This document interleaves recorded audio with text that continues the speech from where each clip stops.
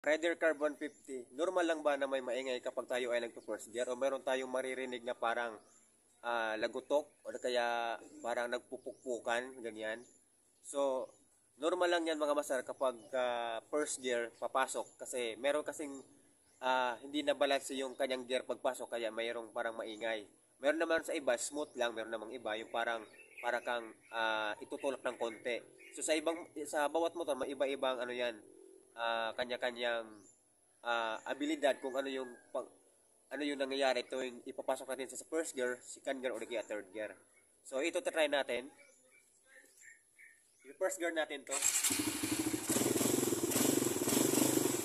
Lalo na kung lakasan natin yung ano. Ayan.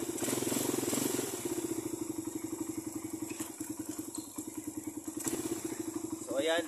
May maingay siya na tunog yung parang pinupukpuk siya. Parang pumukpuk ka kapag ikaw ay nagpa-first gear. Nangyayari yon kasi kailangan niyang i-align kasi yung gear doon pagpasok niya. Kaya yon para kang mayroon kang maririnig na parang pinupukpok. So normal lang yun ganoon pagpasok ng first gear. Sa iba namang motor, smooth lang lalo na yung mga walang clutch. Smooth lang yun. Yung iba naman, meron din namang malakas ng tunog, gagaya yata sa ibang motor, pero meron din namang iba na smooth lang.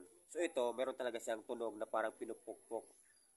Ganoon siya. Kasi sa gear nga yun eh. Kailangan niyang hindi siya kumaga hindi siya ganoon kabalanse kaya pagpasok niya na ano niya na i-adjust niya muna yung gear para maipasok. Kaya para mayroon siyang tunog na parang pinupukpok.